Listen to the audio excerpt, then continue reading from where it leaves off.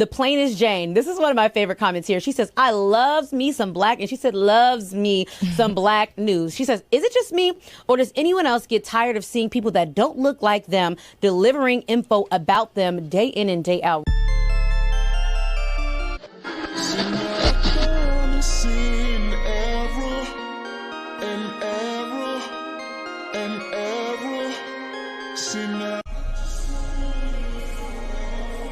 I'm your girl, thePLAINESTjane, and let's see what's happening in these virtual streets. You ready? All right now. This could be a crazy ride. I'm warning you now.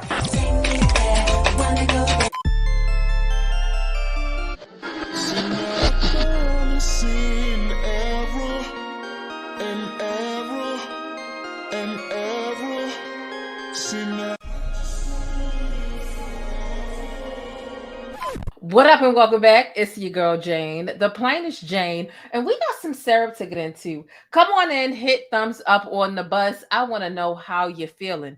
As I tell you all the time, come on in. Come on in. Y'all know I did a video earlier today, an edited video that I uploaded about Jadakiss and his family's deep, dark secret. Okay, so make sure you check that video out if you haven't already, because baby, him, his daddy, his son, they didn't respond and put out statements. It's a 40-year-old secret, okay? So you definitely want to make sure you check it out, right? But I tell y'all all the time, things are always sticky in Hollywood and in real life. And I just want to know how y'all feel about these things. We talk about news, what's going on in the black world. We talk about some stuff that might be like viral on social media that isn't necessarily black news, but it's things that are happening in the white world. And I want to know how y'all feel about these things. And look, if you're trying to understand, like, why is she introducing a video like this? Look, this is one of the examples that I want to give you. One thing that's amazing about us black folks is our instincts are intact. One thing that black folks are good at is oh, hell nah. A good old hefty, sturdy, undeniable, oh, hell no. You watch scary movies and the slightest thing happen. Oh, the house is telling you to get out. Deuces, I'm not fighting with this house. I'm not recording this house. It's my instinct said it's time to go. You know what? You got that. If this thing haunted, look, let's get into this. We're gonna talk about black instincts. Where do you land with what I'm about to show you as we talk about, okay, Bacon, let's get into it. Okay, Leo. Roll us on your wrist, a plain Jane. Guys, if you have never had a testicle butter dog, you need to try this. Raw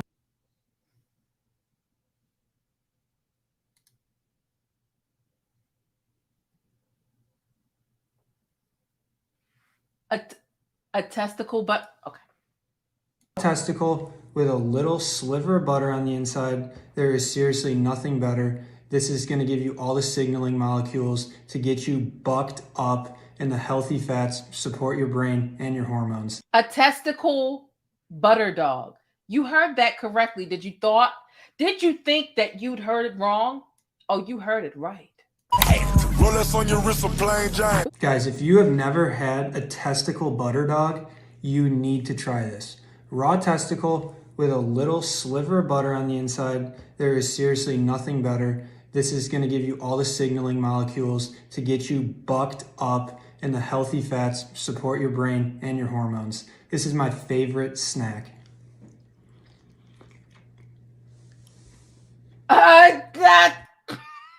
It's the bite that drove me nuts. Because at first I'm like, okay, he's trolling. He's just saying stuff. You know what I'm saying? A butter dog, right? Like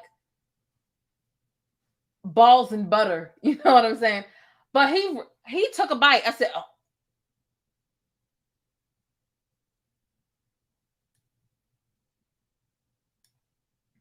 Ever had a testicle butter dog? You need to try this. Raw testicle with a little sliver of butter on the inside. There is seriously nothing better. This is going to give you all the signaling molecules to get you bucked up, and the healthy fats support your brain and your hormones. This is my favorite snack.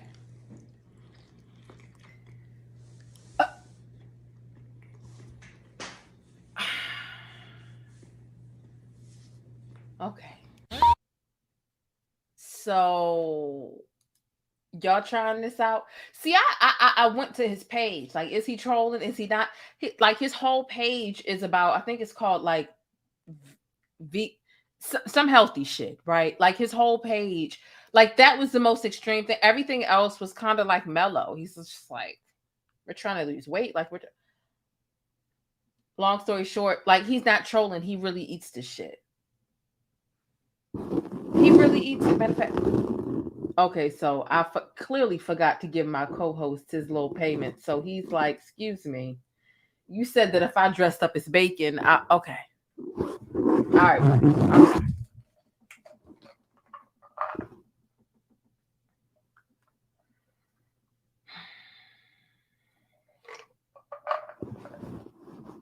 Wait, hold on. Let me figure out. Let me figure out the proximity to give more of a visual to the. Okay, so okay, right. This will get the people to see. All right. Okay.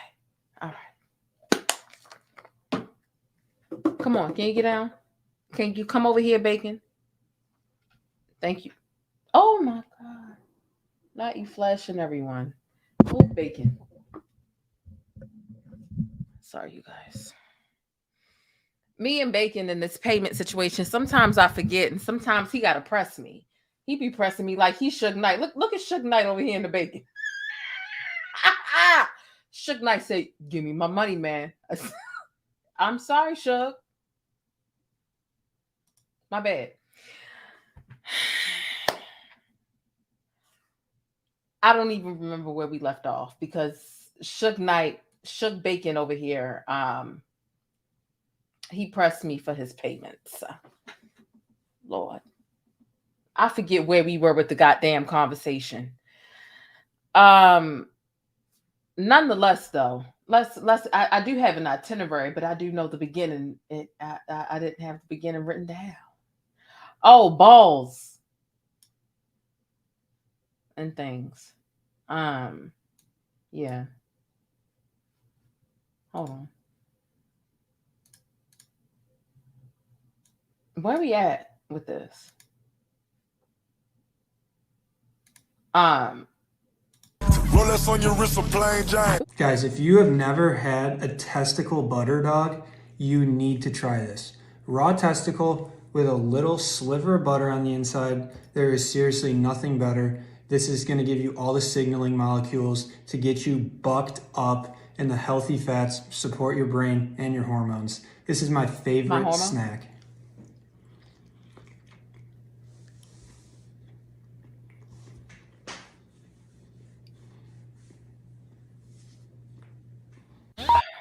So I want to know whose balls, what balls. Not that it matters. None of that is definitive in helping us like reach the conclusion of how bananas he is. Joe Butt. Why? Oh, why are you sitting here eating balls and butter? I mean, like, I like a lot of butter, croissants, biscuits, whatever you call it, roll Outback bread, whatever. Um, but like just a stick of butter in the middle of a ball, even like just all of it. There's so much wrong with that. And the beauty within Black people and us, I talk about Black news and all those things. We have a great amount of instinct. In general, just in general, we would never eat balls and butter. We would never like accept a testicle, a hot dog, because that's what it looked like. It like a little hot dog bun. We're not accepting a hot dog bun of testicle and butter in the middle, even if it was a regular hot dog bun that was bread. Like the fact that he took a bite, how was he still living? If it was one of us, we'd be dead. Well, first of all, we would have never done it. But nonetheless, y'all let me know how y'all feel about ball butter sandwiches, ball butter dogs, testicle. Like, how do you feel about it down below? It's too much for me. It's way too much. Whose testicle? Like the animal wouldn't even shock me. It's just the fact that you're doing it. Human, horse, turtle, bear, coyote, hippo. I don't care who or what's testicles the is, you fucking crazy. That's a, let me move on. Let me go ahead and move on because it don't matter who balls they is, he's crazy. That's the bottom line here. That's the bottom line. Make sure you hit thumbs up on this video if you haven't already. We've got a great amount to get into. I look forward to talking about all of these different subjects and these topics, and even having you all call in if or when you decide to. Shout out to Reese Poo. Okay, I remember seeing you earlier in another chat. So you are aboard the Black News bus. Please make sure that you understand where you are. Okay, so the Black News Bus is a social media stroll that covers Black topics inside the celebrity world, but it also covers real Black news involving everyday people like you and me. And you know, I've always got some nuggets of Black excellence in history all up and through here. Okay, so today we're discussing information about chemical straighteners, hair straighteners, and some of the long-term effects on Black women, the new Jay-Z and Kanye West lawsuit. Okay, Kanye, Jay-Z lawsuits. There are some things going on that we need to break down. It's pretty sticky. There's a Black family seeking answers to literally the unimaginable that happened to her child while they went over a friend of another race's home. Cannabis being delivered on UberEats. Let's talk about how, when, where, what. Is this real? Is it fake news? Milk activists, specifically vegan milk activists, doing the goddamn most, and so much more. So make sure you hit thumbs up on this video if you haven't already. Let's get into some things. I wanted to get the first story just out the way in the beginning. And like testicle butter, baby, I'm trying to understand, but I realize that I need to stop wasting my energy trying to understand how or why anybody would be eating testicle butter sandwiches. Let's get into this Black News Bus, child. thePLAINESTjane. This is one of my favorite comments here. She says, I loves me some Black, and she said loves me some Black news. She says, is it just me, or does anyone else get tired of seeing people that don't look like them delivering info about them day in and day out?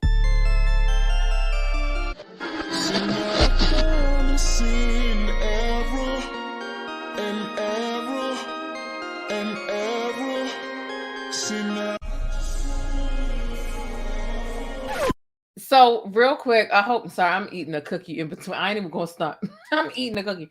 But nonetheless, I hope that you all have your mental health intact. I hope you've already thought about it, considered it, and your invisible problems. I hope that you've addressed those as well. I'll talk about mental health in the beginning of every video, because like if your own life is in shambles and you haven't even taken a moment to think about what your solution is going to be, you have no business dibbling and dabbling into what's going on in the rest of the world. Shout out to my new subscribers. Shout out to my channel members.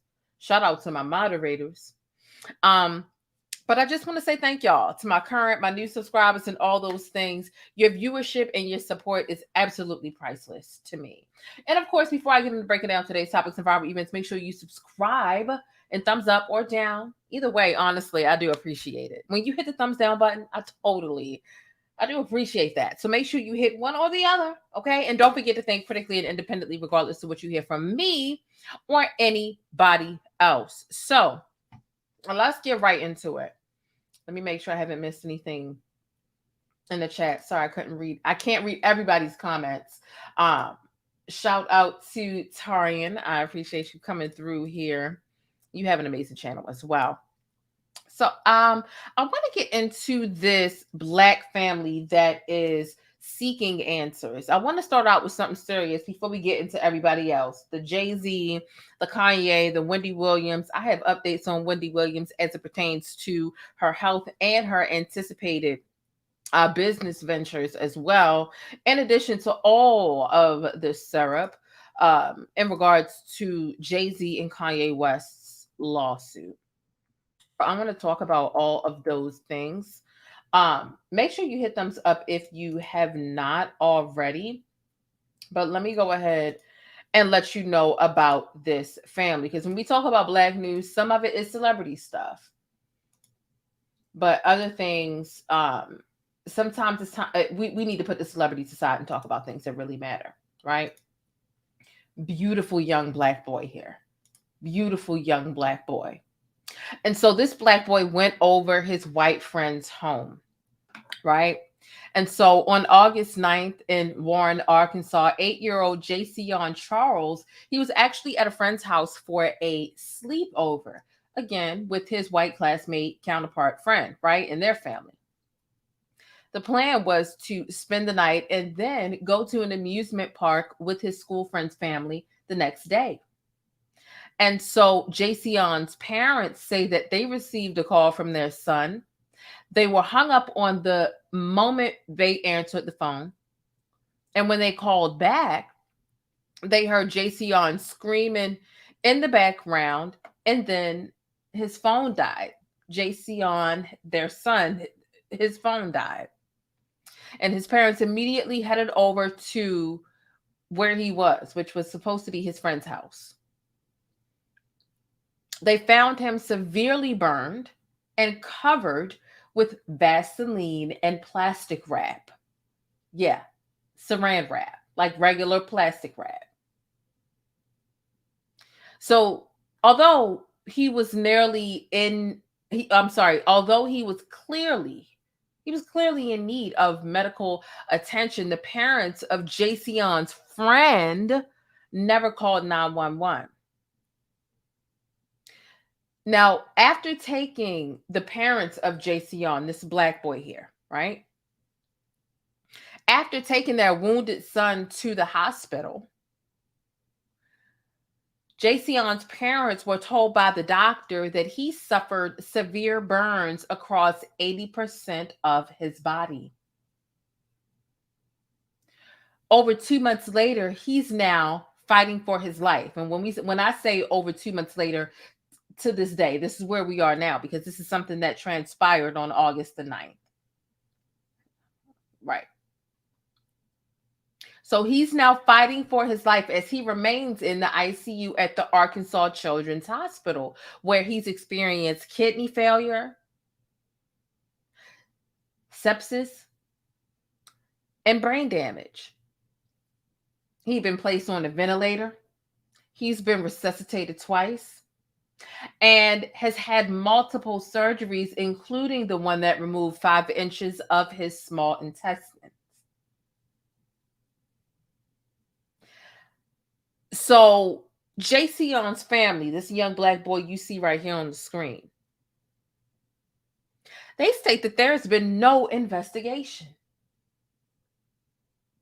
Authorities never interviewed witnesses, nor have they asked for Jayceon's medical reports. And so at this point, they understandably they fear that since the incident took place during the summer, that important evidence may have been lost since then. I mean, this happened, this was what, August the 9th? There's been just about no investigation to look into this. So if and when they even start the investigation today, yesterday, hell, if they started it last week or 3 weeks, any evidence relevant would not be present. And so why hasn't there been an investigation in this matter is what one would ask themselves. Of course, the family would ask themselves that. But Jayceon's father, right? He believes that it's due to them being the black family and the family that Jayceon was staying with being a white family. They think it's flat out race. They think it's flat out race. Oh, my son got burned. My black son got burned at this white family's house. Why won't you investigate? Why haven't you? They didn't just wake up yesterday or last week and say, you know what? Y'all should investigate this. This was not only a suspicion by the victim or victim's family. It's common sense that you need to investigate something like this. This young child, 80% of this young child's body is covered with burns. 80%. You're not going to investigate to see if there was any negligence that contributed to this situation? Like, make that make sense. But let's get back to the facts, right? I veered off into a bit of common sense, but let's get back to the facts. So again, Jayceon's father believes that it's due to them being black, the family that he was left with being white. Jayceon's grandfather said, the stories that have been told never sat right with me from the beginning. I never understood why so many people dropped the ball and just didn't show any concern. That's what Jayceon's grandfather said about this situation. There wasn't an investigation, but grandparent was told a certain version or story or synopsis or how it took place. Grandfather said it don't make sense. And you know, when our grandparents hear a certain set of basic a basic circumstance, a basic play-by-play, your parents will tell you this bullshit, something about that doesn't make sense, or whatever. They're pretty wise, right? But nonetheless, months after being ignored by the police department, Jayceon's family was informed that the Arkansas State Police will be taking over an investigation that really wasn't yielding anything to begin with.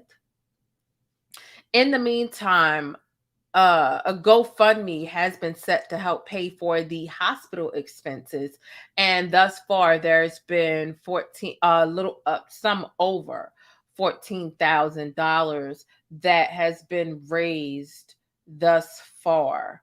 I thought I put it in the description box. What I'm gonna do is I'll see that I didn't. If you do want to donate, there we go.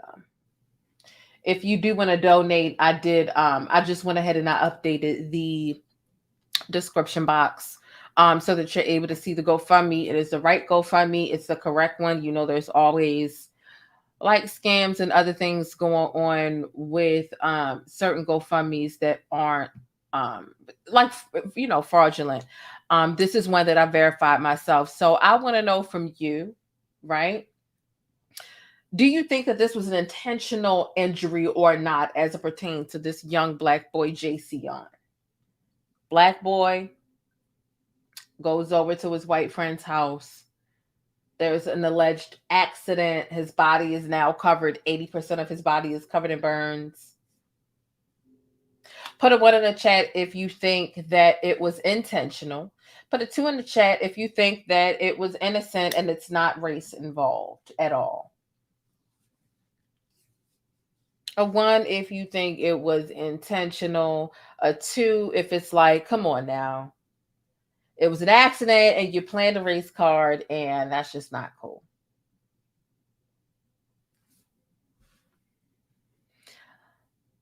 I want to know how you all feel about it down below. I'll tell you my final thoughts and unanswered questions as you comment yours down below. Whether you're on the bus or you are chasing the bus, which means you're watching the replay of this video, I still want to know how you feel about this and where and how it lands for you.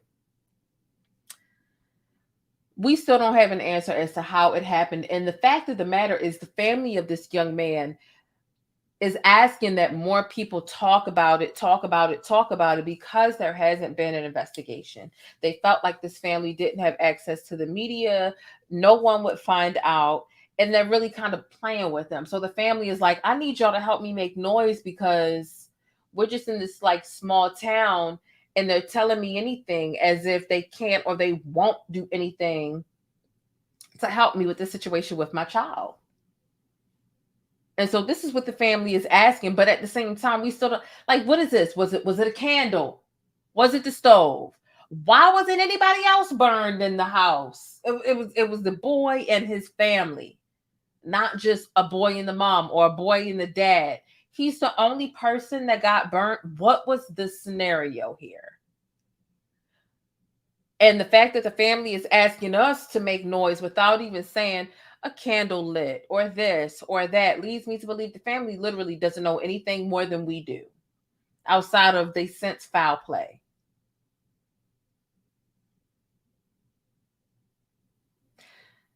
So yeah, there needs to be an investigation as to how is he playing with fire and nobody else was affected by this dangerous. It burned 80% of his body and 0% of everybody else in that house. I mean, like, common sense is common sense.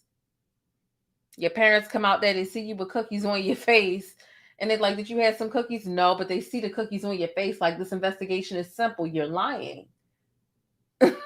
Like, not to say that the investigation is simple, but the fact that there's some foul play here, that's simple in my opinion. But nonetheless, let's go ahead and move on. Okay. Because I want to get into this Wendy Williams stuff. This Wendy Williams stuff. Jay-Z is a whole nother thing. I know that there were some people who had joined the membership and actually sent a cash app. Shout out to Governor Gain for sending $4.99. I appreciate you. Thank you so much. Let's talk about Perms, and then we're going to get into Wendy Williams. You know, we call them Perms for short as Black women or in general, but you know, we rarely say relaxer, right? But it is what it is. The concern here, where there's this new data where I feel like, you know what, I think Black women need to be concerned about this data. And look, I used to get the creamy crack. I used to have the creamy crack. It was something that because I have really coarse hair, but there's this new study out that you can see what we have here on the screen. Chemical hair straighteners linked to increased risk of uterine cancer. And so basically they're saying, like, look, your uterus is at risk depending on the frequency and how often you get these chemical straighteners. White folk don't get the chemical straighteners as we do. But here's this study. I'm going to give you this data here. And it's actually according to a recent National Institute of Health research. So they're saying that women who use chemical hair straightening products had a greater risk of uterine cancer than women who don't use the hair products. So findings suggested that Black women may be at a higher risk since they're more prone to chemical-based hair treatments on a regular basis. And the study experts here within this study, they say they see or predict, like, in a sense, they see a doubling risk for frequent users. Again, like, we're the frequent users of chemical straighteners because we understand that, like, we live in this society where the straighter our hair is, the more accepted it is. The European beauty standards, right? Like, there's a near straight mandate. That's why you find a lot of protective styles that involve wigs and just straight and da da da da. Like, hair discrimination is very real. There's some places that won't even allow you to work there with locks, and in some states, more than you would think, they can legally turn you down based off of your hair. And that is why some states have, legislation passed there, and it's called the Crown Act. It's not in all 50 states. All 50 states haven't, consented to that. But, hair discrimination is a thing, and Black folks feel the pressure more than white folks to straighten their hair. See, white folks, they get a perm and it curls their hair. Black folks, we call a relaxer a perm, but it's really relaxing our hair and loosening our curl or our pattern, so to speak. So this data, can be, kind of concerning to our people based off of how often, if we still get it, or if we don't still get relaxers. Sometimes I do miss combing my hair. Sometimes I do miss a relaxer, but someone says I stopped 20 years ago. Someone says 12 years natural. I'm so happy I stopped. Yeah. So here's some additional information, right? According to the researchers, within this specific study, chemicals in hair care products such as parabens, phthalates, and perfumes disturb the endocrine system, right? Or the endocrine system, which helps control hormones. Now, as a result, the chance of uterine cancer, which is the most frequent malignancy of the female reproductive system, may increase. So it really depends on you. And I feel like for me, I don't really remember things to this magnitude of like my femininity or my body in general unless it directly affects me. So when it comes to some of these words and some of these like health, like different pockets of health, it don't really make sense to me unless I experience it or somebody in my family experiences it. But there have been at least 65,000 new cases of uterine cancer in the United States this year, about 3% of all new cancer cases, according to this study.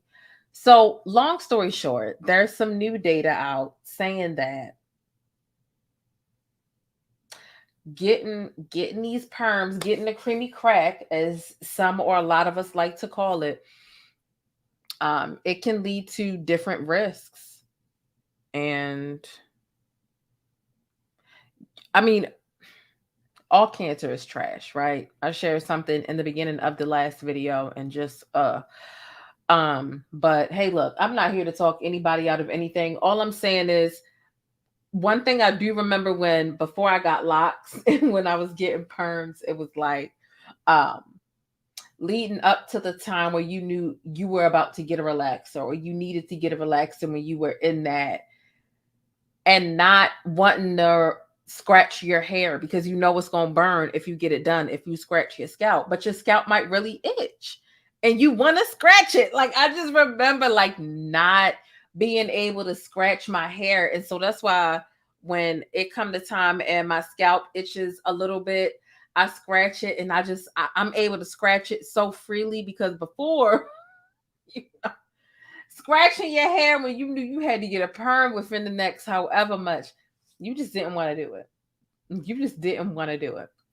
But that's me going back to when I used to get the creamy crack. But what do you think about this new data? Will you get, if you still get perms or relaxers, however you want to refer to it, will this encourage you to get it less or more? Will it encourage you to go natural? Any and all thoughts, I want to know what you think about it down below. But like I said, I think that this is some data. I think that this is some information that affects us as Black women more than it would affect anyone else, because in this society, like when we accept jobs or whatever the case is, we have like this near straight mandate. And when I say that, I mean, like, there's this heavy pressure to adhere to societal beauty standards that glorify and prioritize hair textures and styles associated with what, you know, white people, how they show up in the world. And it's led some Black people to rely on harmful hair care products like chemical relaxers in order to look the part. That's a very like realistic reality and expectation of us.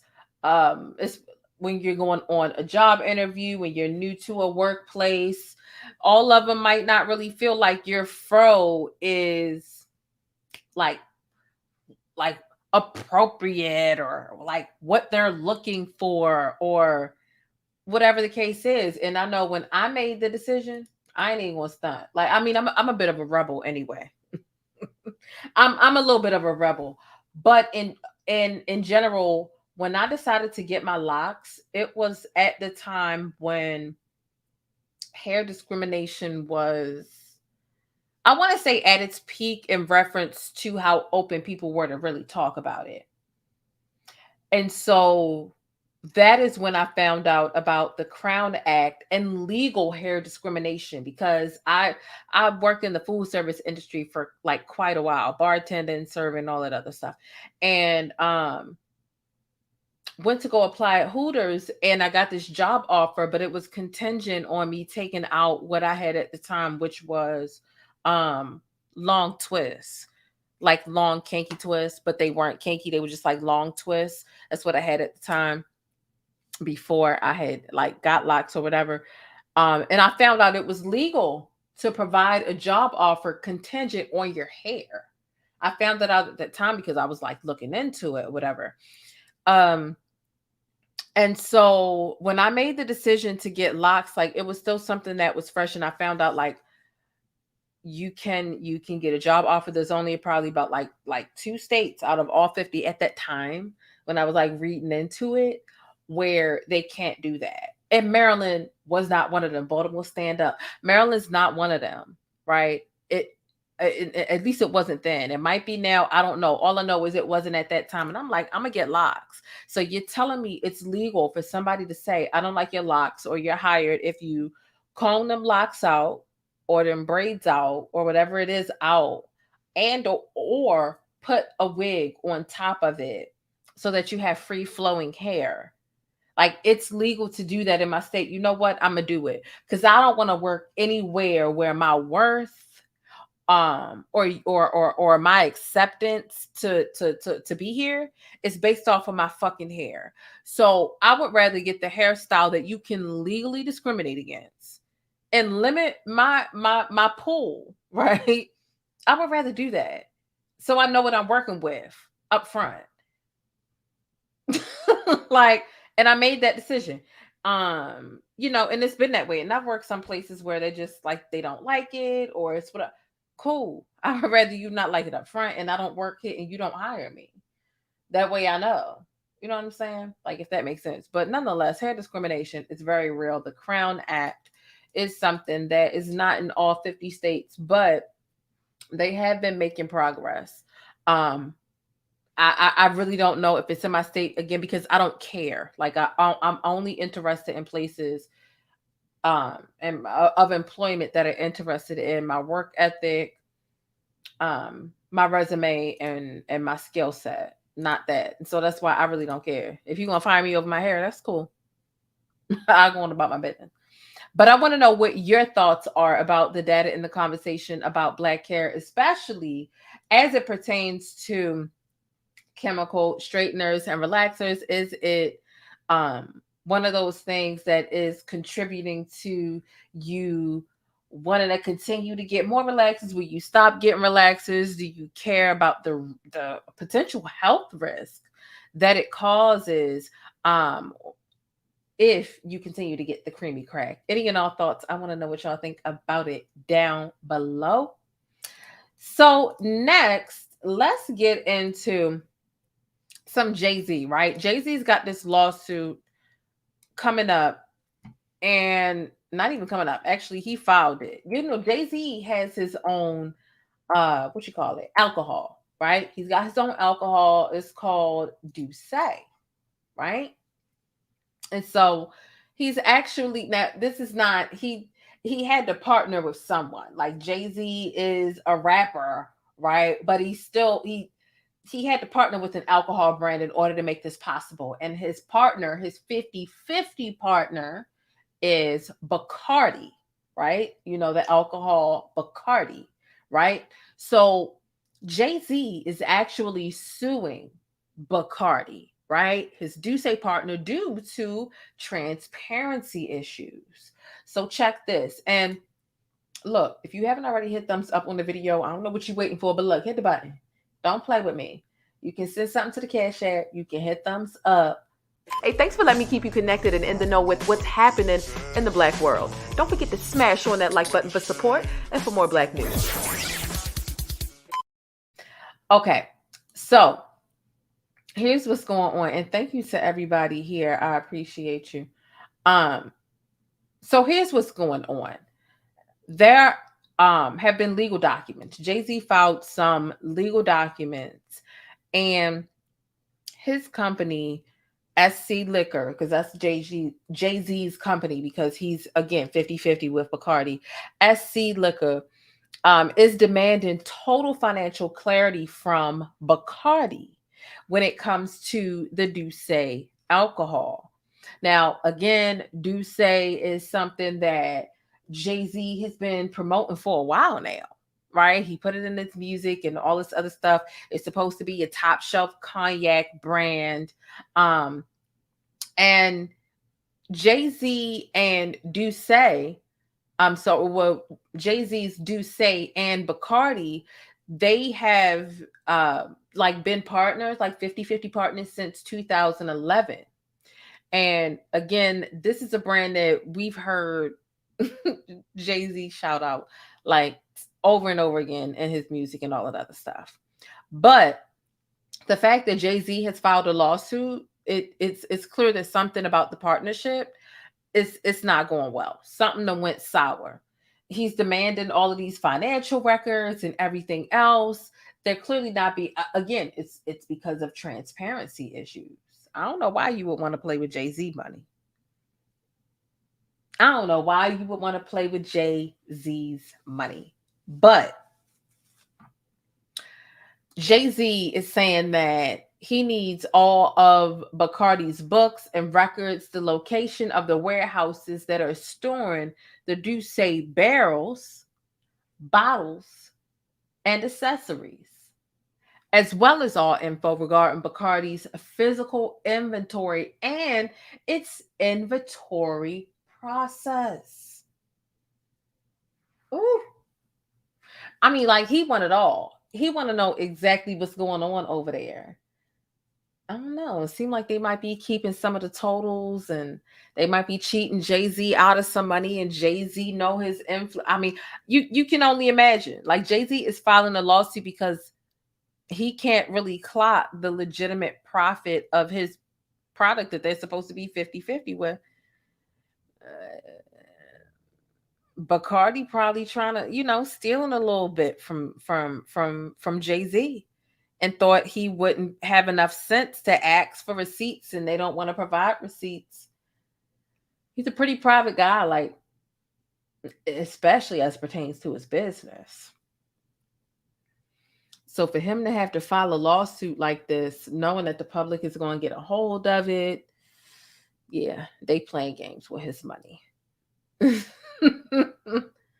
They playing games with his money. I don't know why.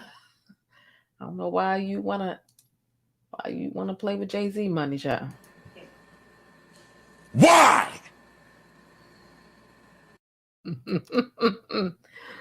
I don't know why, but nonetheless, let me know what you think about it down below in the comments with this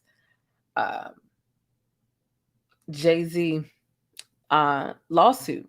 Okay, suing Bacardi over DUsse. I don't blame him, because his influence, he don't put out a lot. I'm not like a fan of his, but Beyonce husband, can't deny his influence. He could get up and, like, Jay-Z could get up and put out an album next month, and it would do like these unimaginable like numbers. Like, his influence is there, like, it's undeniable. So there had to be, a red flag where they were like trying to play in his face a little bit, I feel. But hey.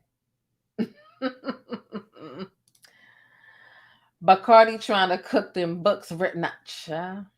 It's the lizard tongue for me every time for him too. Why? Why?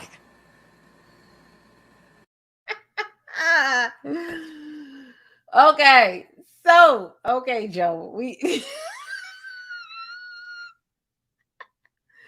Joe be so mad. He be so mad. Okay, so you know what it's time for? Let's go ahead and we on the bus. Like I said, if you haven't already hit thumbs up, look, it's late night. It's a weeknight. It's 1:45 a.m. over here in Baltimore. We can ready laugh. We can ready joke. So hit thumbs up on the bus. Okay. We can get a little bit of Leo over here right now. What's tea? We can ready laugh and joke, because we can ready take the bus to the social media stops. And the social media stops be taking us all over the world. The social media stops be taking us all over the world. So it's time to get a little bit ignorant as far as what we're willing to laugh at. Let's go. door. I can't see you. Where you at? Y'all killing me with this. I can't help. I'm here. Robert. I'm here. I'm real. DUsse, delinquente. You're killing me, man. This ain't not about music. I'm trying to have a relationship with my kids, and I can't do it. Y'all just don't want to believe the truth. You don't want to believe it. At this point, we briefly pause the interview to give Kelly a moment. Man, y'all killing me with this. Y'all killing me with this. Y'all killing me with this. Y'all killing me. Y'all trying to kill me. Y'all killing me with this. Y'all killing me with this. Y'all killing me with this. Y'all killing me with killing me, man. Trying to kill me. Killing me, man. Trying to kill me. Y'all wanna believe it? Trying to kill me. Killing me, man. Trying to kill me. I hope this camera keep going. Stupid R. Kelly. Fight for my life. Stupid R. Kelly. Do it. Stupid R. Kelly. Fight for my life. Stupid R. Kelly. Do it.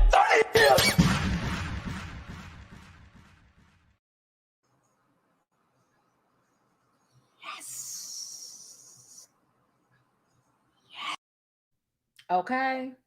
And that's on period. And that's on period, Pooh. So we got some stuff that we need to be talking about.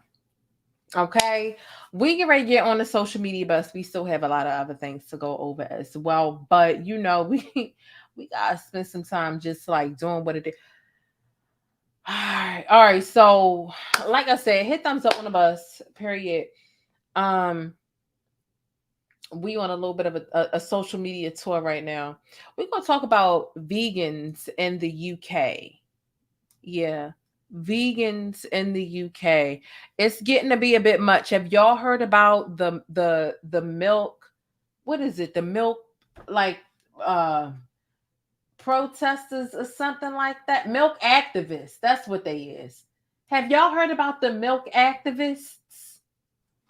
Got to say it like that. Have y'all the activists? Put a 3 in the chat if you heard about the milk activists and you've seen what they got going on. Cause what's really going on? Cause what's really going on? Bacon Lee, come on, Leo. Leo, hold on. Is he even in? Oh, dang, y'all. He's sitting right here staring at me real mean. You want a treat? Okay, come on. The people want to see a little bit of Bacon Lee. We're going to talk about Bacon Lee, too. Come on. Come on up here, Bacon. I'm so glad, because I was going to put the avocado toast on them again. Come on, Leo. You want the treat?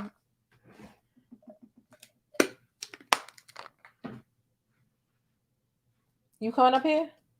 Come on. We live. You wasting time. Okay, here we go.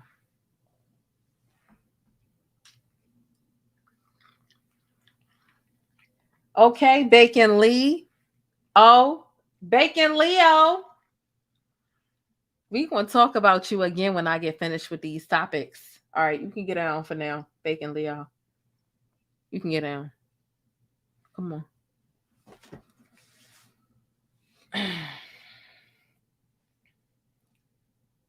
They said that Bacon Leo is over here. Okay. Bacon Leo was over here. Right. Anyway. So imagine going to the market and seeing some shit like this. Hold up. Because y'all really need to see this. Is responsible for more greenhouse gas emissions than the oil giants like Exxon, Shell, and BP. The top 4 dairy companies are responsible for the majority of methane emissions. We want peaceful protest and non-violence, just pulling out the injustice of an industry. Milk is not suitable for human consumption. When cows are taken from their mothers, when baby calves are taken from their mothers, when mothers are forcibly impregnated. This is a peaceful protest for the company and animal rebellion that are taking direct action to pull out the dairy industry. Man's a shame.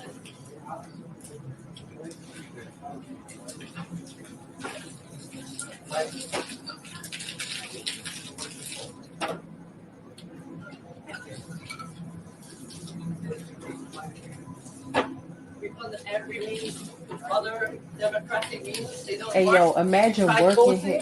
we tried writing concessions. He done threw the sign down. That man was holding that sign. Why it's on the floor now? Like, do y'all see what's going on here?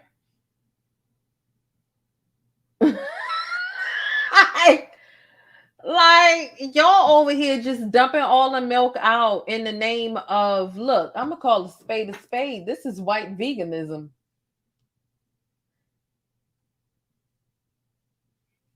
Y'all got bacon up here, right? Right, bacon? Like, what's going on? The man was holding this sign over here, and then towards the end, he couldn't even be seen with y'all. He felt ashamed anyway. Look at him.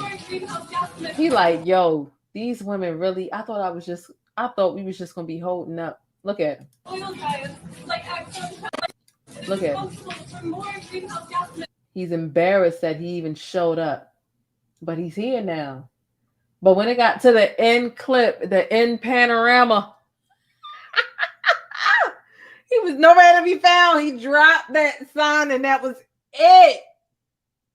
Y'all just go into these markets, dumping out milk to. The oil giants like Exxon, Shell, and BP, the top four dairy companies, are responsible for the majority of the emissions. We talk about peaceful protesting on violence, just pulling out the injustice of the industry. Milk is not suitable for human consumption. When cows are taken from their mothers, when baby calves are taken from their mothers, when mothers are forcibly impregnated. This is a peaceful protest for the company and animal rebellion and are taking direct action to pull out the dairy industry. We are not violent. My man's is embarrassed.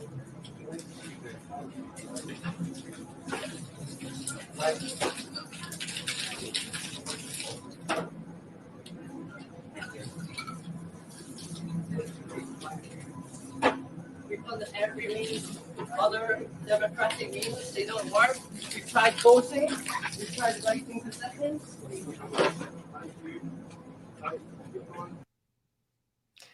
Look, like I said, this is pathetic on some real right? Like, this creates more work for hourly employees. It's food waste, but it's white veganism. Like, that's what that looks like, and more than just the UK, right? Because as I specified in the beginning, this was in the UK, but there do be some pointless protests and performative mess going on here in the States too. This was just something recent. One of my stickies had tagged me in this. Because I do have quite a few stickies who aren't even in the United States. But, white veganism, it's very performative. It doesn't consider the lives or the cultures of Black, brown, and indigenous communities, food deserts. It doesn't care about any of that. They're often disingenuous about the environmental impact of products like soy, palm oil, etc. But I feel like they're like performative in a way that it just keeps them busy from doing anti-racist work. Like, they would rather be worked up about the eggs and the milk sitting in the market and like putting forth all this and making sure like we got to make people uncomfortable.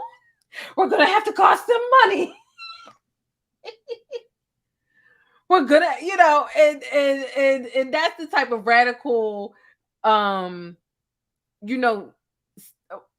some blueprint of some people, the Black Panther, like just in general, right? Instead of them like really doing shit that's really going to affect the world, like they want to stand for the eggs and the milk in the market, yo. Like we're gonna, yeah, and we went viral. We dumped the milk because those chickens and those cows, they matter. Like that's what they want to talk about with they hood rat friends, with they thug-ish, ruggish bones friends from January the 6th. But anyway,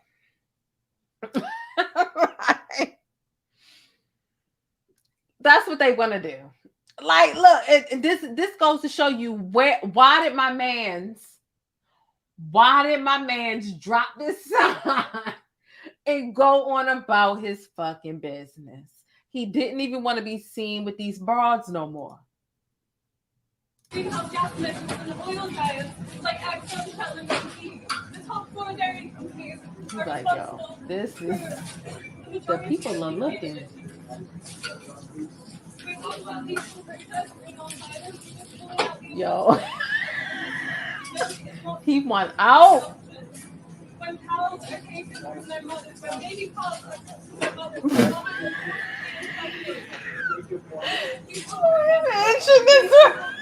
are taking their back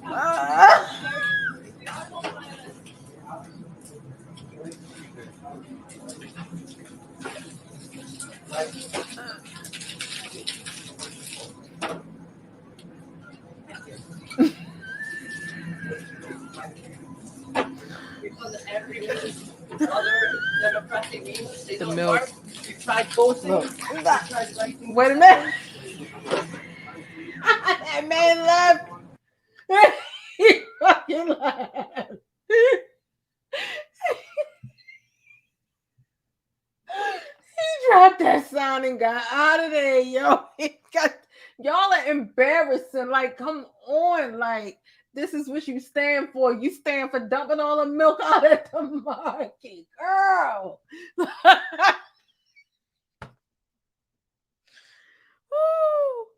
Peter be doing too much. Like,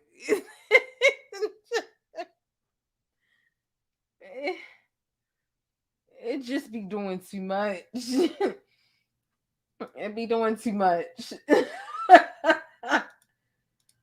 So, speaking of which, right? Speaking of doing too much, and shout out to Tori and Rain Reloaded for saying paranormal creativity. Oh my gosh. Speaking of doing too much,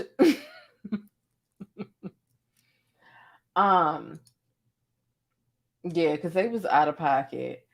There is this situation going on social media right now where people feel like this was a bit too much, and it was also captured on social media. I want to know how y'all feel about this. Rolex on your wrist, a plain Jane. Hey y'all, it's Chef Blake, and we're back with another amazing recipe. This time we're going to use seafood, and we're going to use Chef Blake air fryer and Chef Blake seafood sprinkle. That's one of my favorite seasonings. No lie, no cap. Y'all heard that? Okay, we used some live crabs. We had a little wrestle in the beginning, but I mean, they became very understanding and they cooperated. I think that they enjoyed the seasoning themselves. Then we put the same seasoning back on top again and some more of my seafood sprinkle, one of my favorites, of course. So that with air fryer. Ooh, boom, boom, bam. Didn't take long at all. I didn't have to wait for nobody to stand over no pot. Nope. Now watch me crack these baby open, and I'm just about to enjoy this seafood and this crab. And you should too. If you like it, share it, try it out. Let me know what you think. Order my air fryer and my seasoning, chefblakenola.com.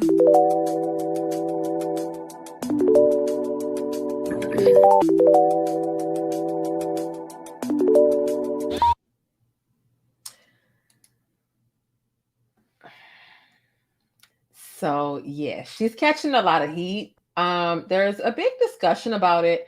I want to know how y'all feel. Look, I've never heard. Look, I'm here in Baltimore. Look, one thing about Baltimore is we are very crab and seafood based, like period, point blank, like period. Like we eat crabs for breakfast. Like honestly, sometimes, a lot of times we do. Like it's. Would you call it ghetto? No, innovative, whatever. But I ain't never heard of nothing like that. None of us around here have. We like that's not what we do. Some people saying it's inhumane, right? And see, I want to drop the link. I want to see what y'all think about it. I wanted to see what y'all think about it. Right? Some people like, oh, they were dying in the air fryer, a cruel death, cooking them while they alive. Like, let me drop the link before I say what I gotta say. Oh, and all right. So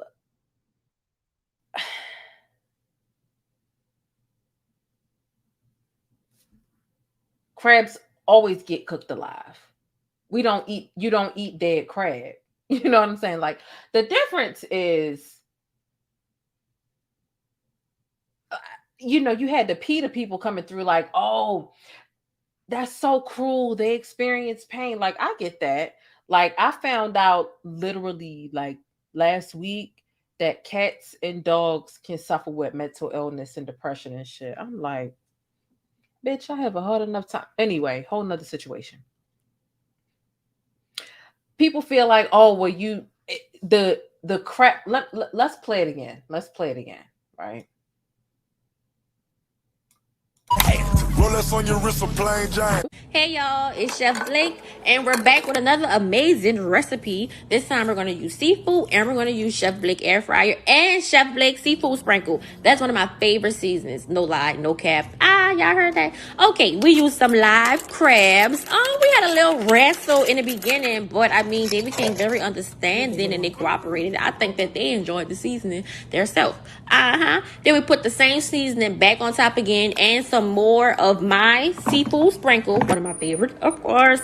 So that would air fryer. Ooh, boom, boom, bam. Didn't take long at all. I didn't have to wait for nobody to stand over no pot. Nope. Now watch me crack these baby open, and I'm just about to enjoy this seafood and this crab. And you should too. If you like it, share it, try it out. Let me know what you think. I use the air fryer for a lot of things, but like, look. I feel like everything after that, the chicken wings, the chicken nuggets, warming up, everything gonna taste like aquarium for like a month. Like, it's gonna taste like turtle tank. It's gonna taste like turtle tank or something in her air fryer for the next, we don't know how long. But they always get cooked alive. Like, there's some people acting like, oh, you need to kill the crab before you cook the crab. Like, whoa.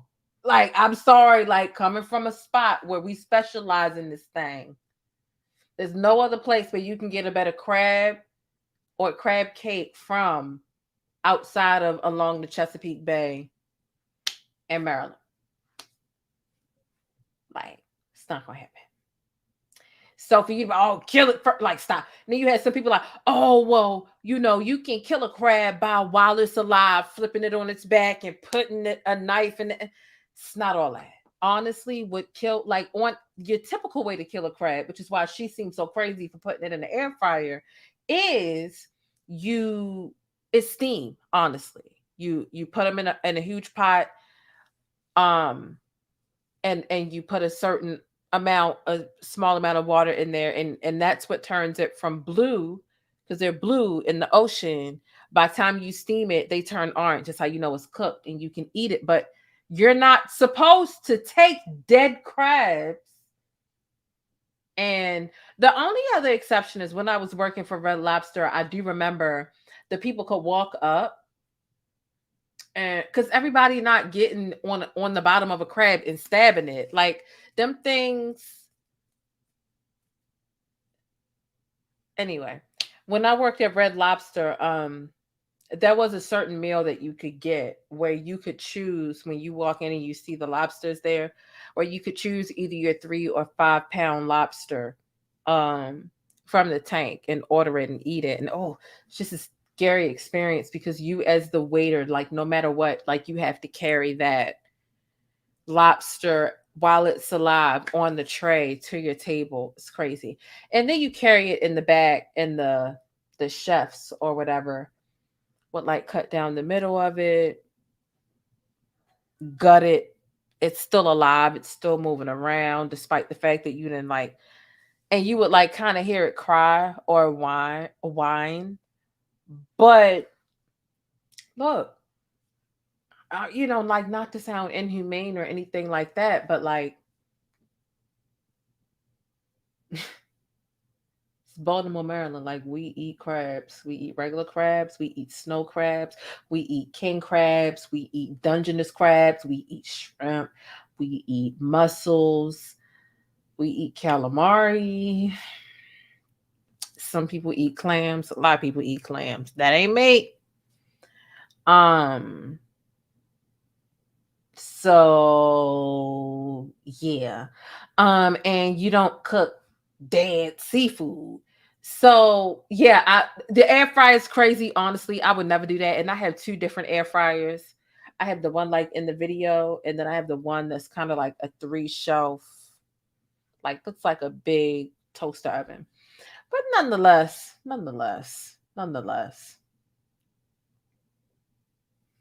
it's a mess out here in these streets, child.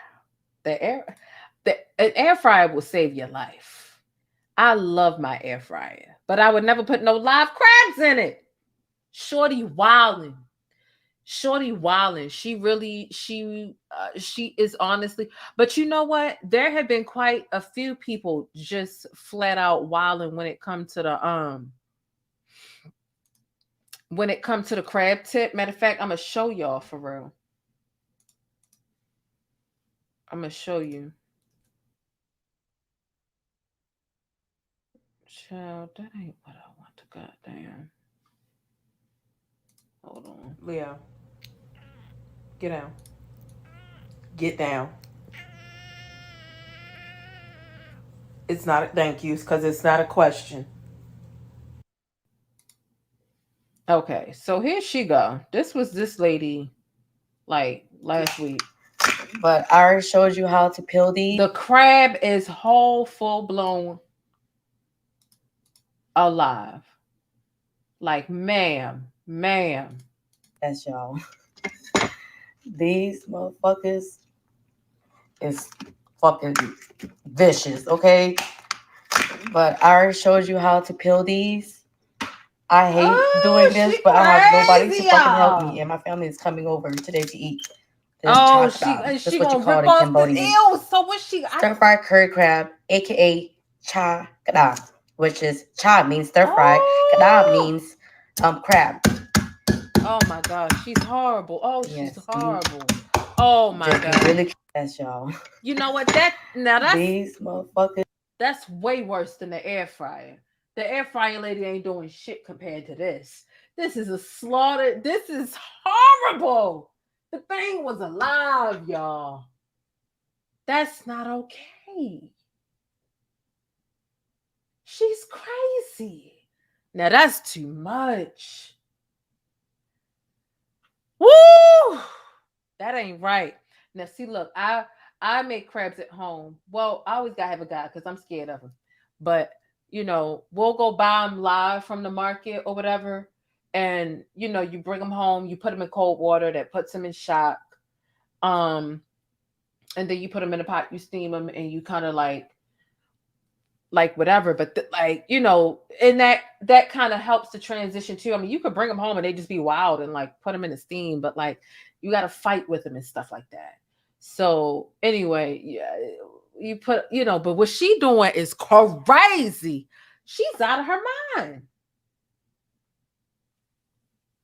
I can't. Oh, child. And these the people Peter need to be going up against. She's out of her mind. Is she gonna cut it in the middle like that? That's crazy. She crazy, man. She need. That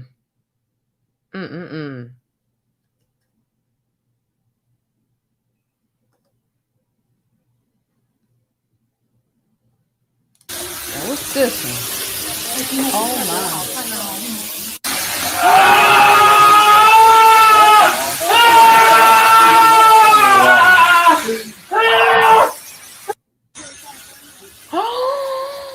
Who would sit at a hibachi grill like that? Oh, that's a Lord.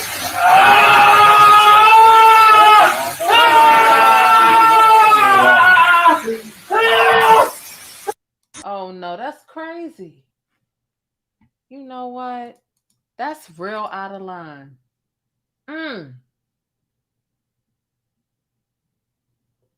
That's horrible. It was gone. Let me just go in the bush and weep. Let me just go in the bush and weep. I just have to go in the bush and weep. Really. I don't understand. I swear to God, I don't understand. That's horrible. Ooh. There's too much going on. I don't understand why you would. I wouldn't be able to sit at a hibachi like that. I understand sometimes they be doing that little thing where they make the food in front of you and whatnot. It'd be a little fire, ooh, flame. But not no whole dancing crab. That thing was getting this groove on. Out of nowhere, boom. They lit his fire. Why? No way. No way. No way. We need to go to the next stop on the bus. We need to go to another market. A whole nother market. We are talking about what's going on social media. What is going on here?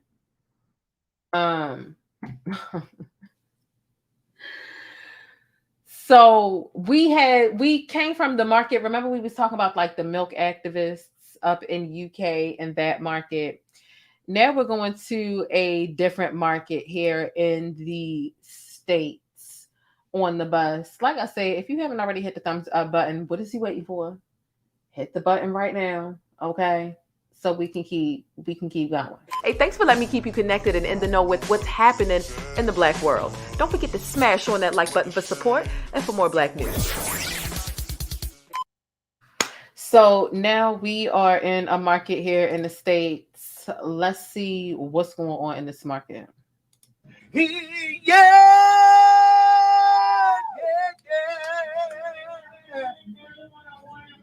can say it for real.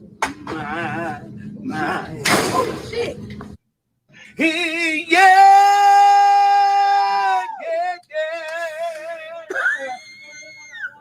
You can say it for real.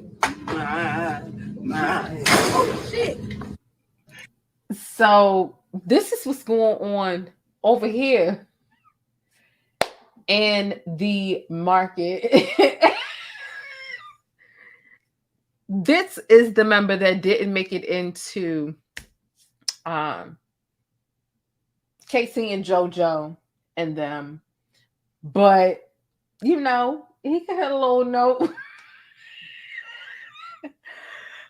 He can hit a little note, though. So,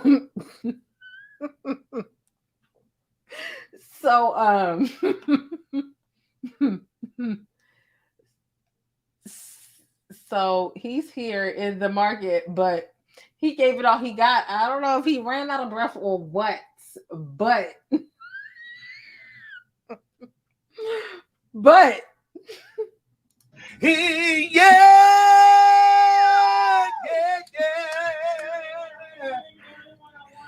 You can say it for real. My. Oh, shit.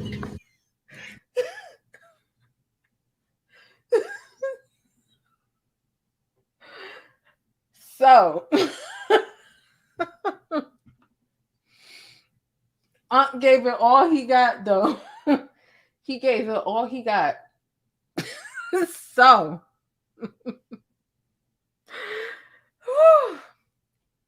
I can't. Unc really had me. Ooh, Lord have mercy. We need to go to another stop. Another stop, okay? If you're sleepy, the time zones are different. You can't sleep after the show. The adrenaline is up here. Well, can we just do it again without the negative, saying that you don't like the tour? Just 'cause I don't like it though. I know, but see, I go through what hell. Is it setting up though? I don't know. I go through hell touring. Okay, then I'll make it positive then. Yeah, it's just For you know the truth. Yeah. Okay. And action, Michael. I love to tour.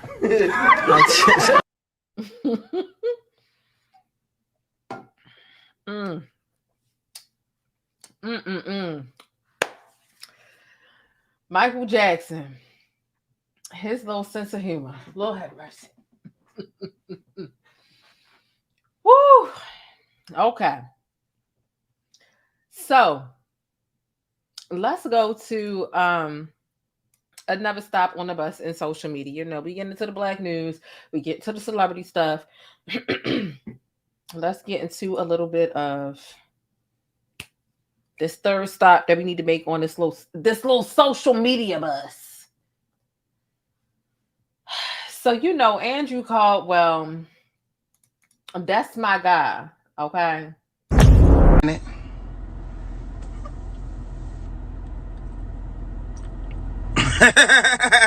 Anyway.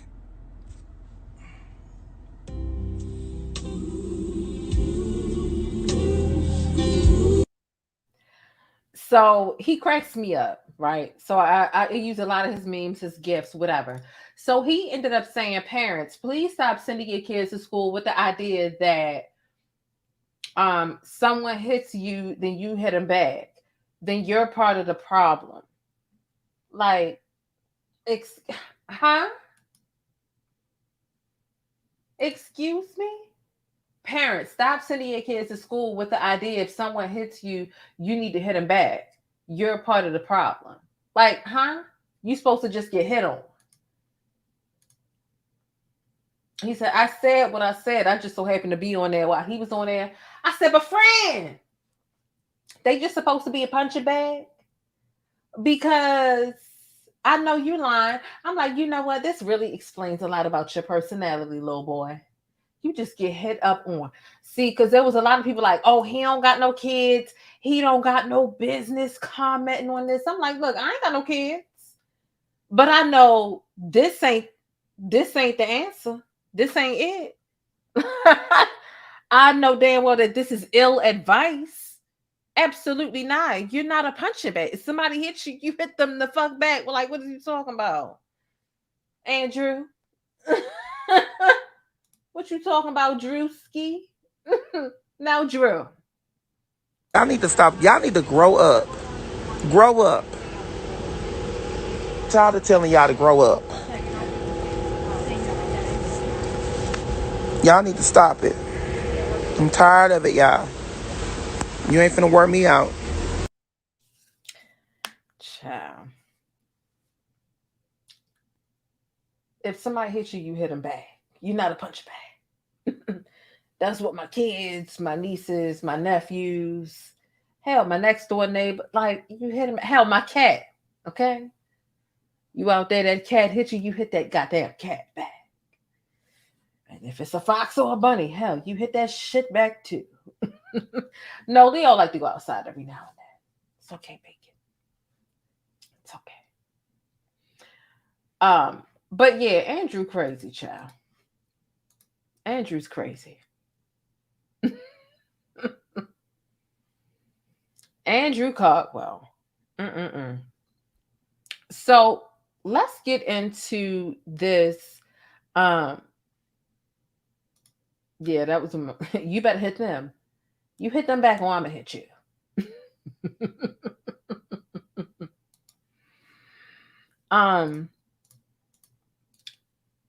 So wait a minute. Did I get into the Wendy Williams?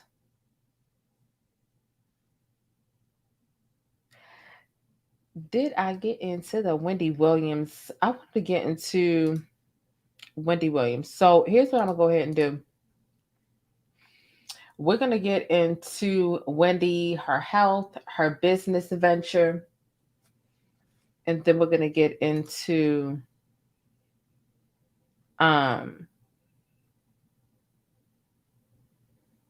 yeah, other things that are going on TV and other places of the world, Kanye West. So, yeah, we still have quite a few things to hit on. Make sure you hit thumbs up if you haven't already, okay? And we'll be right back. So let's see if you're really about it. If you've been serious about what you've been saying about wanting to support more Black-owned businesses, here's your chance. I found a spot for us to grab our hats, hoodies, affordable electronics, phone accessories, and gadgets from. It's over on edwersow.com. That's EDWERSOW.com. Grab something for your hubby, your wife. Hey, I ain't encouraging that side chick behavior, but it's just in time for the holidays. So head on over there and grab your AirPod cases, hoodies, and affordable electronics. That's edwersow.com, EDWERSOW.com. And I'll see you over there.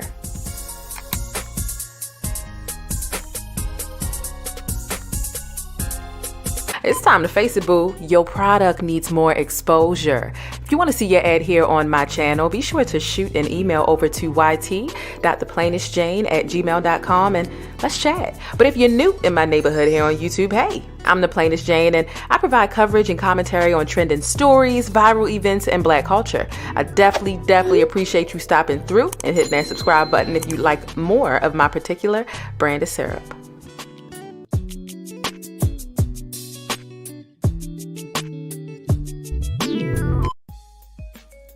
All right, so Kanye West is facing this lawsuit. How many of you all felt like this lawsuit is going to fall through? How many of you all feel like he deserves this lawsuit? That's where we're at with this, right?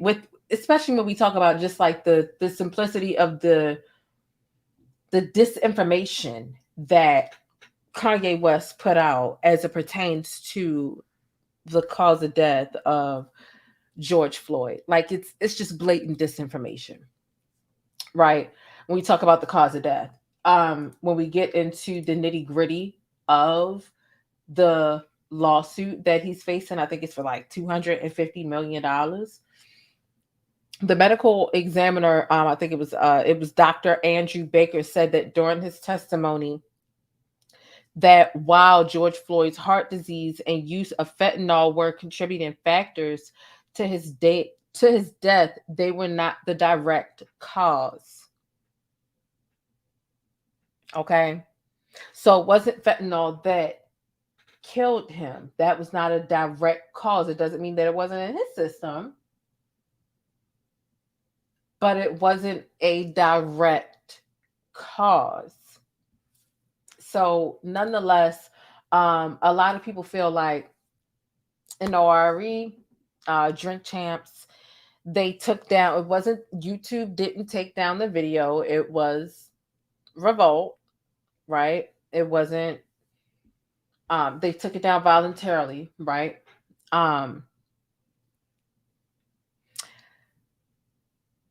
And it was really, in my opinion, and I want to know what you think, was to avoid accountability, liability for the L interview. Like that interview was crazy. And Nori ended up apologizing and backtracking and kind of throwing Kanye under the bus. And Kanye was saying all this stuff today and trademarking crazy stuff and whatever. And I'm just like, look, it's just too much. Like, I'm not finna report on Kanye's every move. Like, I'm just not. I really don't want to report. That's the reason why I did the Jadakiss video earlier today, or if you would consider it yesterday, depending on what time you're seeing this. I put the Jadakiss video out because it's just like, let's talk about something that's not, crazy, negative. The people who get the most attention nowadays in general in the blogs and videos and headlines, whether it be in newspapers, YouTube, blog, whatever, it's people who are acting a fool. And when it's actually like Black excellence, family, entrepreneur situations, those things don't get the type of attention and visibility as really they should. They should. Like just a breath of fresh air from all the craziness that's going on. And yeah, I understand putting out videos like that won't necessarily get as many views as a video where I'm talking about mess and like, just like juicy stuff that's uncomfortable for somebody on the other end of the story or the situation. um it's important to do my part in the media as a Black person that contributes to the media to create the balance that I would like to see in general.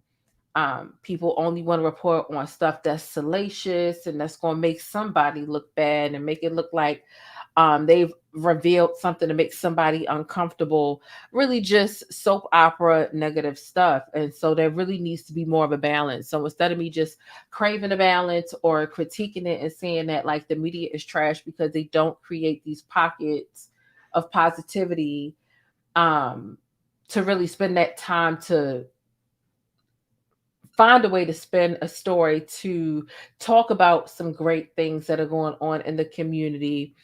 You just feed into where you'll get numbers, and you're always going to get numbers with negativity and people cheating and just whatever. So yeah. Hopefully, okay. I got a mod here. Okay, cool.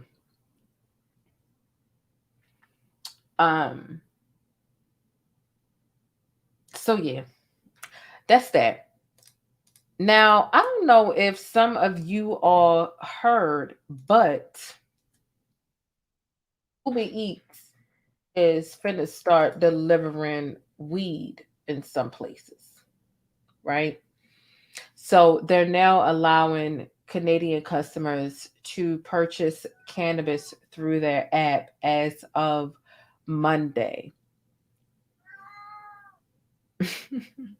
And here go Leo, child. Here go Leo. So that's what's going on there.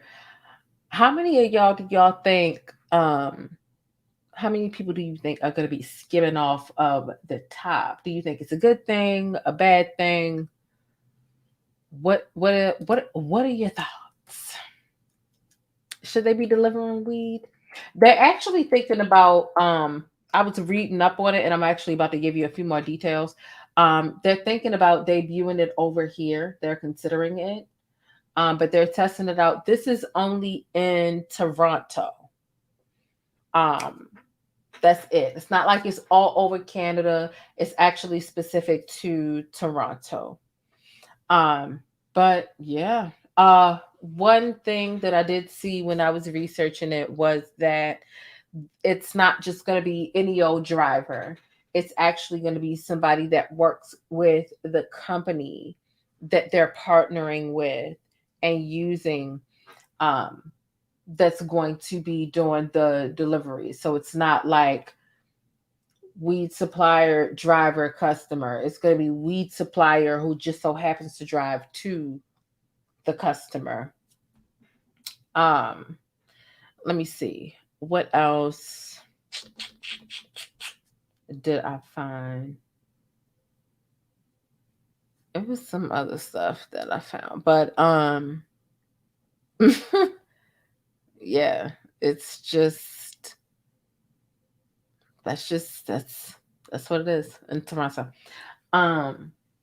He said if it's sealed, they're gonna get a lot of business. Jersey sounds dangerous. You really don't know what it is. Yeah. Okay, so this was I do remember seeing that they are with this, they're trying to combat the amount of people who get high and drive. And like there's some mild data that they've done Let me see. Because I actually like wrote a synopsis of notes in my phone actually. Um, Let me see.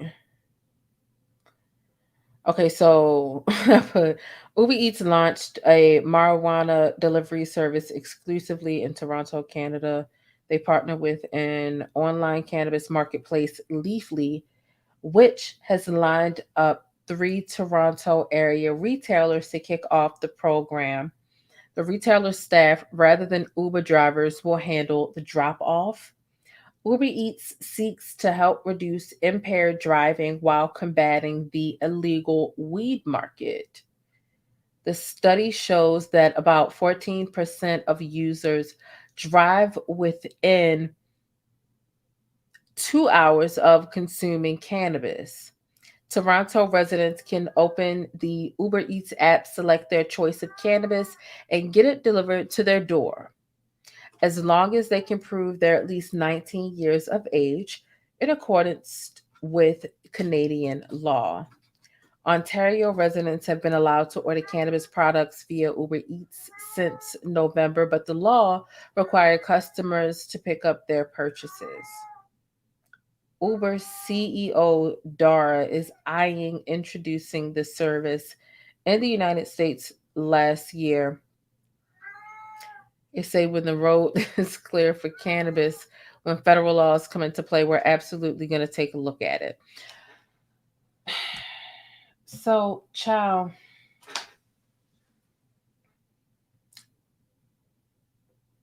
I could imagine like what the prices are in comparison to the black market. Like they're trying to compete with Pookie and Ray Ray in there. Like that's what they got going on, essentially. No. I don't know. I don't know. We'll go ahead and see. Do y'all think it's going to be a good thing or a bad thing as far as them delivering the Mary Jane?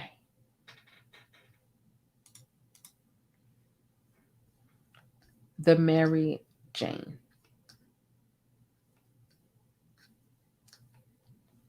Child. So let me go ahead and they've got this new, what they call it, College Hill going on. And they've got a couple of different characters, and I want to know what you would predict. What you would predict with these different people. And matter of fact, there are a couple more. But you remember like Flavor of Love. Everybody has to remember Flavor of Love with New York. You remember it was Pumpkin, there was Hoops, there were all types of people. And then Tiffany Pollard got her own like show and all that other stuff, right? And she was just like the queen of dramatics, like just the queen of everything.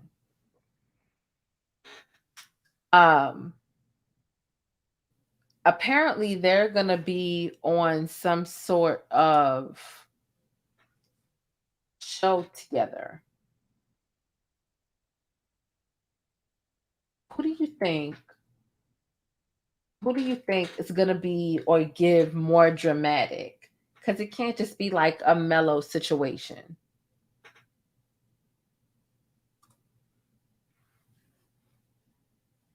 Like, you know what I mean?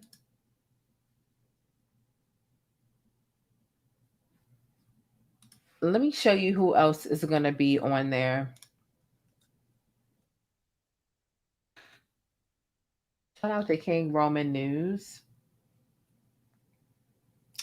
So it seems like this might be the lineup. Ray J, Jocelyn, Amber Rose, New York. Remember, like New York was always HBIC and all this other stuff. Jocelyn still do her cabaret, very abusive and violent, always like fights going on, all that other stuff. You got Quay from Instagram, Orion or whatever, Omarion's brother. Is this Shumfert's? This the Shumfert Tiana Taylor's husband. Only person I don't know who is this lady right here. But yeah, this is Omarion's brother or whatever.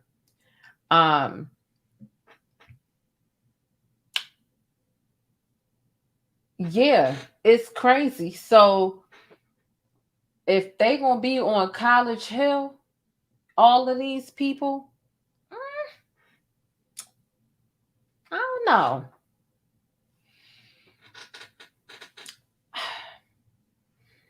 I feel like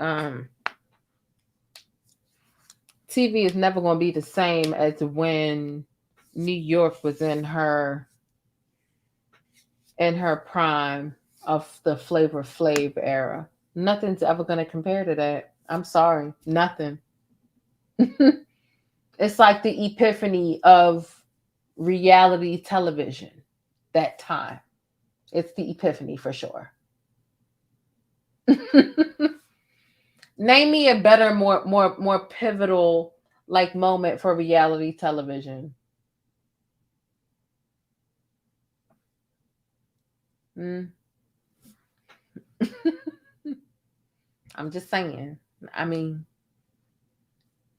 let me know which one what I'm missing. What I'm missing.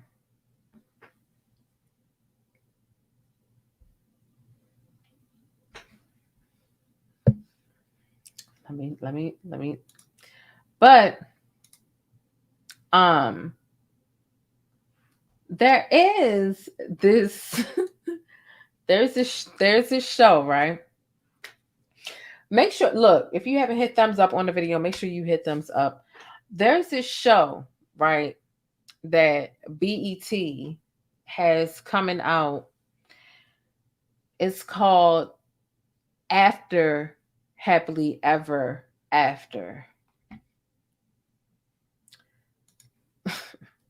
Let's get into this. It's hosted by Bow Wow, right? Let's hold on, look. Hold on. Look at this. Look at this, y'all. Look.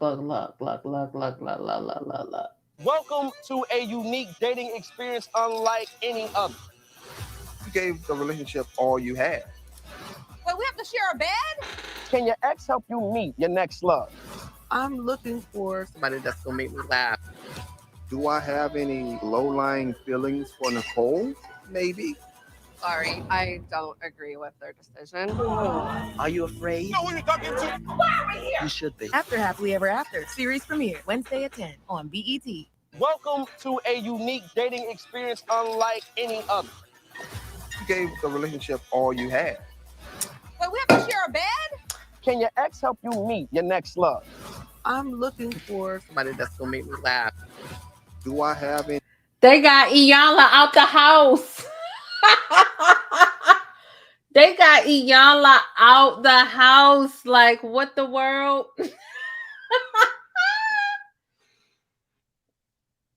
Okay, I'm gonna have to go ahead and watch.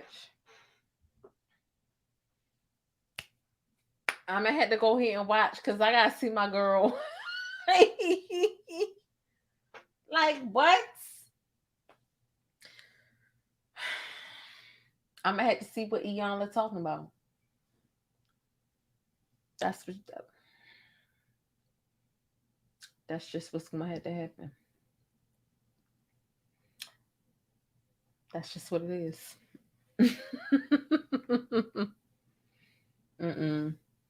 Too much going on. It's too much going on. Look, I just wanna remind y'all. I just wanna remind y'all how amazing we are as Black people. For our basic common sense. Because I'm about to show y'all this video, but like in general, like we just have instincts that just you know. Rolex on your wrist, a plain Jane. Guys, if you have never had a testicle butter dog, you need to try this. Raw testicle with a little sliver of butter on the inside. There is seriously nothing better. This is going to give you all the signaling molecules to get you bucked up in the healthy fats, support your brain and your hormones. This is my favorite snack.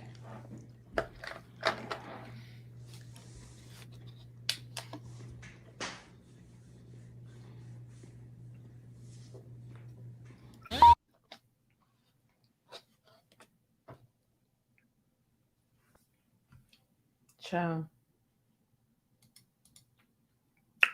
So that is that.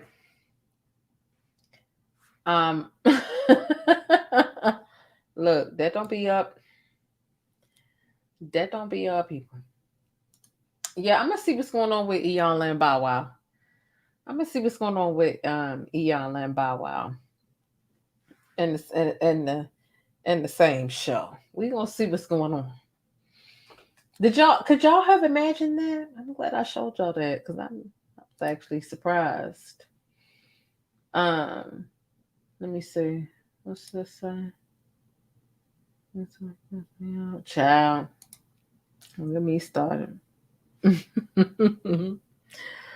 Don't get me started, child.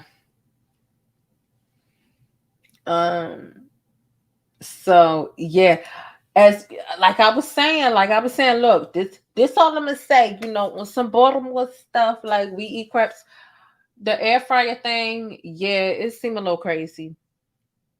But if people would just say it seemed a little crazy and leave it at that, it'd be like, all right, bet, yeah, it seemed a little crazy.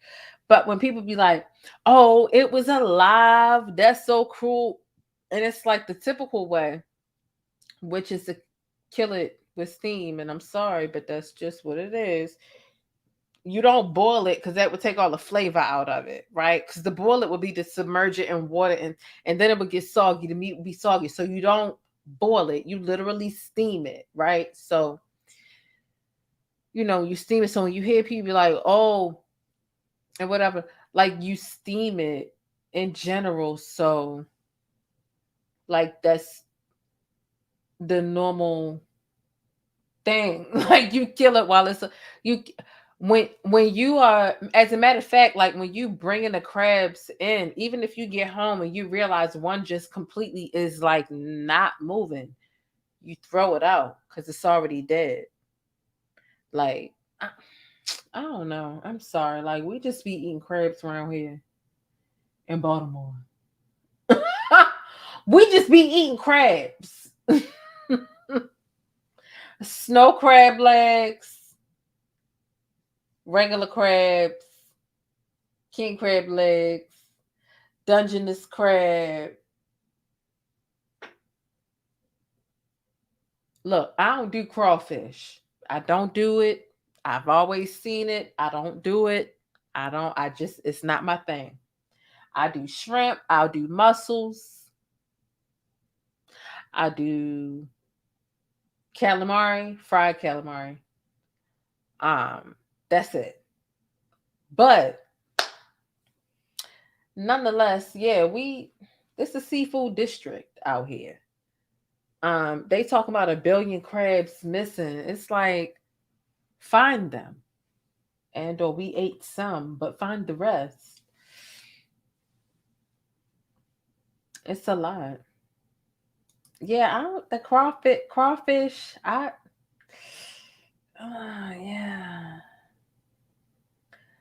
Even scallops, like edible, you know. But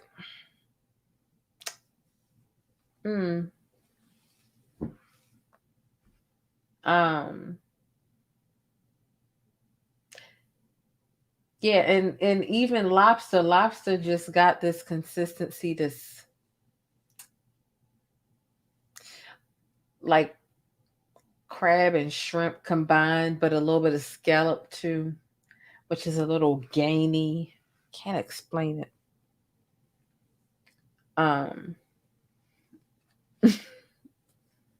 So, like, so Red Lobster, even when I worked there, I realized it was all aquaculture and whatnot. It's like, if you go, they'd be like, two two crab cake appetizers, two crab cakes for $9.99 on the appetizer menu. Like, listen. Not two crab cakes for $9.99 on the appetizer menu. What would make you think that you could get two fucking crab cakes for $9.99? Like, that's just like the first thing that should run across your goddamn mind. Like, two crab cakes for $9.99 on the appetizer menu. I don't give a fuck if it was 5 years ago. Like, that shit is, it's not okay. Like, yo, and it's just like this like hella breaded shit, like freezer, like, oh my god, it was hard serving that shit working there, right? And you know, some people, like, you go to the table and they be like, you know, it's such and such good. It's the crab. They be like, they look at the appetizer. Oh, it's the crab cakes. Even in general, whether it was whether it was an appetizer or not, it was all from the freezer and it was horrible. They'd be like, oh, is the crab cake good? I'm like, don't get that crab cake. They were like, but I want the crab cake. It's Maryland. I'm like, don't get that crab cake. Do not get that crab cake, because, and they just call themselves wanting to be adventurous and shit. So, you know, they got that crab cake. They sent that crab cake back. And that's what they get. And that's what they get. Because I told them. I told them not to get it. But they wanted to. So, yeah, you know, working at the restaurant as the only thing about Red Lobster that was good was them goddamn biscuits. Number one, they got this lobster pizza, which is really a margarita pizza with baby lobster meat on it, which is really good. They also had lobster nachos at the time, which were like these fresh nachos with meat and cheese, a little bit of salsa, and the baby lobster meat, which is kind of like a crab meat alternative, but it was like baby lobster. So good. And a couple of other like regular dishes. And then they had like endless shrimp at certain times where you could just order, like, oh, I want the shrimp scampi, I want the fried shrimp, I want the popcorn shrimp, or I want the butterfly shrimp, or whatever. So yeah, that's when I was also working that, child. But look.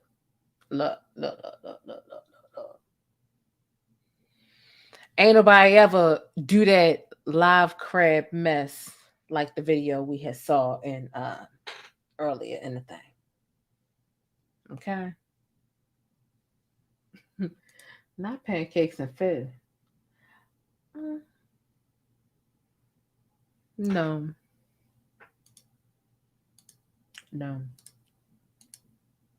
But no, you know what? You know what has always made me wonder how people are able to do this? And let me know if y'all do it. But it always made me feel like, how do you eat something so heavy like that in the morning? It'd be like, there'd be some people eating like steak and cheese in the morning, like from IHOP. It'd be like like literally like steak. Like some people do the steak bagel from McDonald's. But even if it's not like McDonald's, it'd be like a T-bone steak or steak and eggs. And I'm like, that's so heavy. Like, how do you go on about your day eating steak in the morning? How the hell you eat steak in the morning? That's how I feel. But it be people, it be people eating steak in the morning. It's crazy.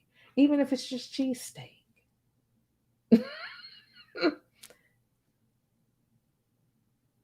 That's weird to me.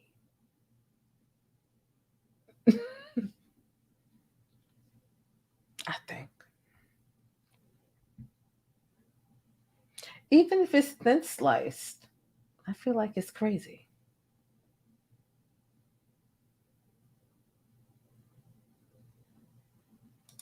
Stop eating red meat.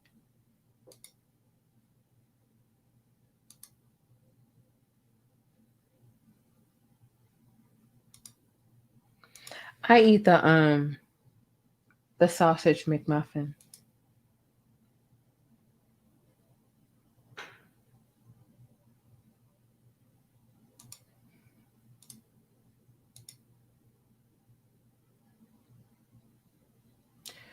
Child. They sell it at Waffle Hut.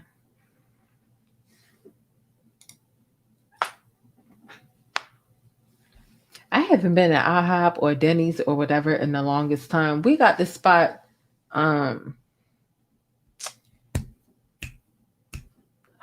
what's it called?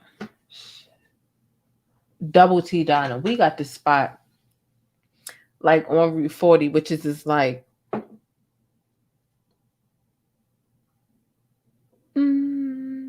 this central area. Anyway, I haven't been out there eat like that in a while.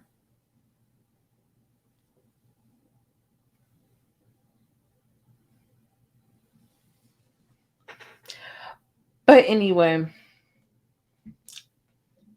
I don't see how people eat steak in the morning. Not they need to burn that. No, double T. The fact that double T is 24 hours is what makes it that big. Because it'd be like sometimes you can just be like, I don't know,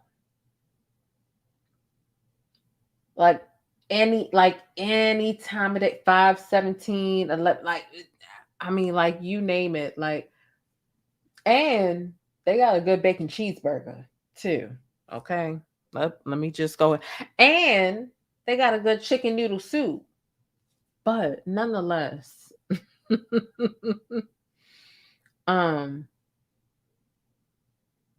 yeah, it's one of those spots where it's a 24-hour thing. Like they're never closed. Holiday, not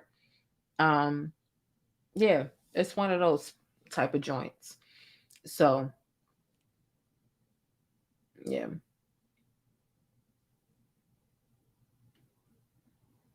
Even though, they'll have like all gratuity included, and a lot of people feel like, oh, we shouldn't have to that whole debacle or whatever.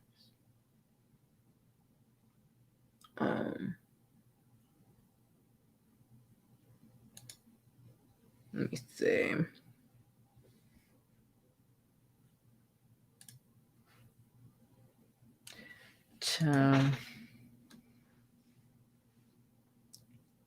Ain't no telling.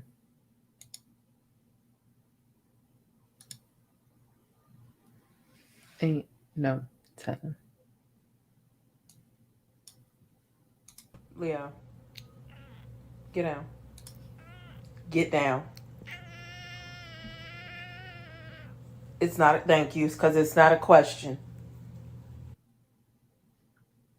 Child. Me and him getting ready to go to bed. I'm hungry. We need to get some sleep at a decent hour. It's time to go ahead and get up off of here. Bacon, are we ready to go to bed? You want a treat? Come on.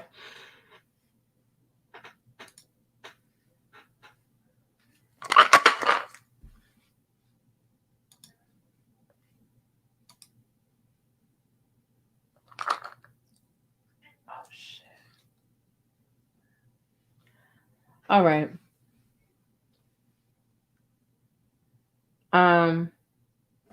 Actually, I do need to get into Wendy Williams. Oh, Leo, I dare promise you something, Leo. All right, I got you, buddy.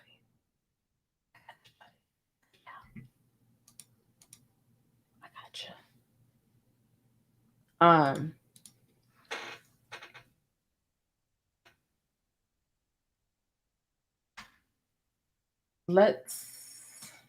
want to get into, so basically here's what's going on, right? I don't even gotta pull it up.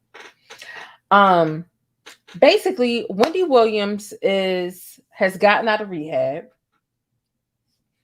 She got out of rehab and she has said that she wants to open up a restaurant. But I feel like the woman who she told that to, she's like a co-host of one of the shows like the New York Daily. She knows that Wendy Williams isn't capable of running a restaurant. First of all, that's nowhere near her level of expertise. It's a whole different ball game. Like that's something that you got to study.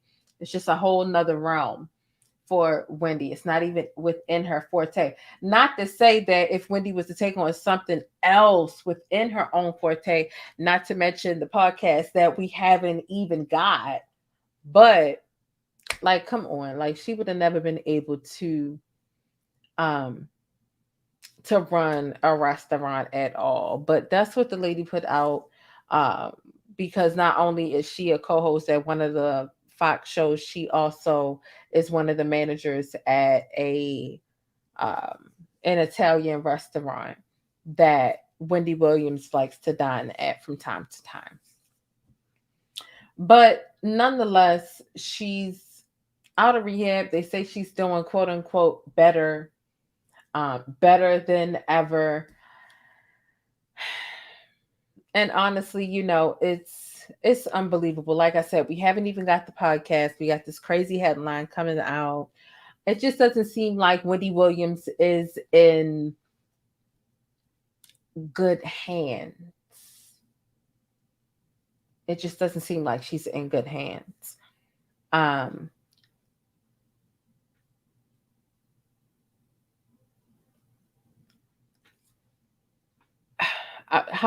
trying to figure out how to say this. Like,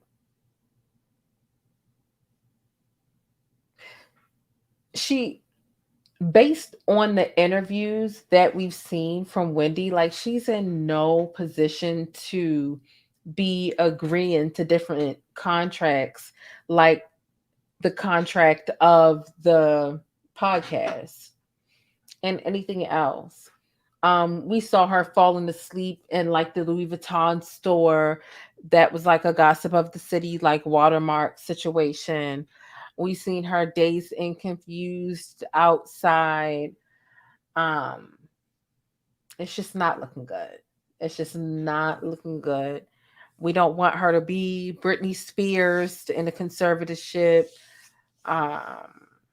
like that. But it's like, what can we do? What can we do? I mean, like, she's clearly being taken advantage of. And Calvin told us that in so many words that he's being pushed away by Wendy and or the people who are around Wendy right now. And honestly, look, I know Kelvin done broke her heart and embarrassed her, whatever, but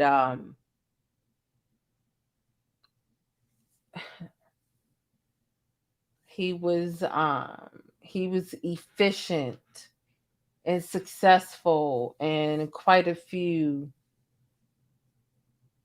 in a great amount actually of Wendy Williams moves and power plays and just do and behind the scenes in the industry and advocated for when they were doing her wrong and doing her cruddy. So, but they was pushing him away. So, hey, it is what it is. And child, Wendy, it's crazy. Like even these pictures and what she be wearing and just she's always like dazed and confused. It seems like the Sherry Shepherd's show is actually doing good. They're saying as far as the numbers, and that literally took Wendy Williams' time slot. So yeah, Wendy Williams' fall from grace is quite interesting and honestly painful for me to see as somebody who has looked up to Wendy Williams for a long time. She's paved the way, honestly, when it comes to women just in the space of being talkative. I mean, she's a shock jock, but yeah, that's a whole nother conversation. Whatever. Wendy Williams does have a lot of I mean, she's gotten so many people. Like, think about it. Wendy Williams got now she almost had her ass beat a couple times, but she got a lot of people to address her. SWV was about to beat that ass, right? She got Destiny's Child to call in, Beyonce to call in, because Beyonce was tired of what Wendy Williams was saying.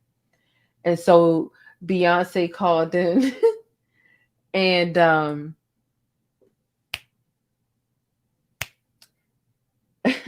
Beyonce called in and Wendy was just like, yeah, it's you, Beyonce and the girls. And Beyonce was like, I would like it if you would stop calling us Beyonce and the girls. It's Destiny's Child. And Wendy was like, but I thought it was Beyonce and the girls. Like, she got Beyonce so pissed off that back in the day, Beyonce actually called in to set her straight. She got Wendy Williams to call in. I'm sorry. Whitney Houston to call in. Okay, Whitney Houston called in and was tired of her mess. Like, she got a lot of people riled up that called into her show. Like, she had this recipe for controversy. I mean, she was doing stuff that nobody had, especially not even a woman, had ever done. Like, she was the maybe compare her to, I don't want to say Howard Stern, but like, she was doing stuff. So,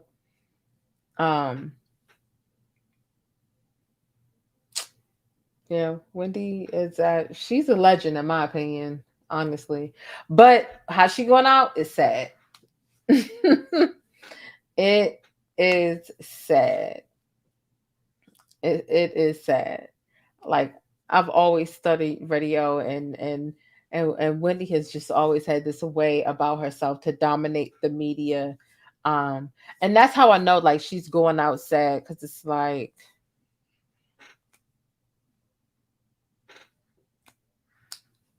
mm, mm, mm, mm, mm, mm. Whitney wasn't playing with her. Whitney was not of Judge Mathis. Wendy, yeah, yeah, she's done.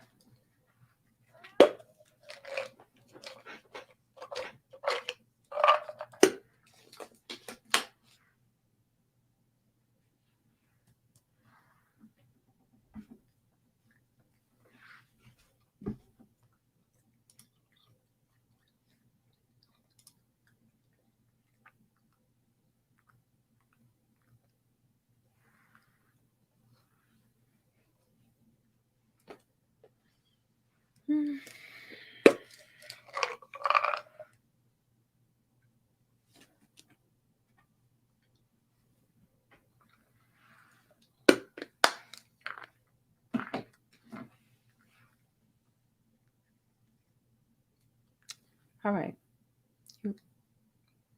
can you get down, please? Can you get down? Thank you, buddy.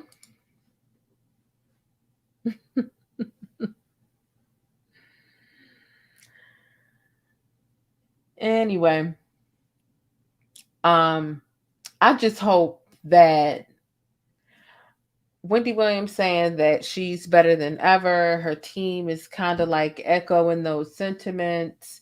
Um, she was in rehab for about 2 months, and um, saying that she's better than ever. And then there's this like little restaurant rumor, which is like, calm down now. We didn't even get the podcast, but it's not that we even trying to acquire that, right? Because we don't want to stress Wendy Williams. Like she's already going through whatever, God knows what she's going through. So it's not even like we trying to press her for the podcast. It's just like, girl, take care of you. Take care of you. And that's how I feel. Like it's not like we don't need the restaurant, we don't want the restaurant. We just want Wendy to be okay. And a lot of people feel like this is her karma and so on and so forth. And I'm like, look, bad commentary. I mean, I do feel like it's ironic, right? But I'm not saying, I would never sit here and say, oh, she deserve it. Her health problem. I would never say that. Like, I would never say that. But I do understand some people feeling like it's her karma. But I just hope that she can focus on her health rather than coming online. Because remember, she came online and did that one interview, and then she showed her foot, and then there have been quite a few just like cringe moments. And I just hope she doesn't rush online again since she's fresh out of rehab now. Oh, I just hope I just hope she stays to herself. Because Lord knows. Woo! Because we didn't had enough people who just shouldn't be in front of a camera, but they is on goddamn online. Case in point, Mr. West, child. Lord have mercy.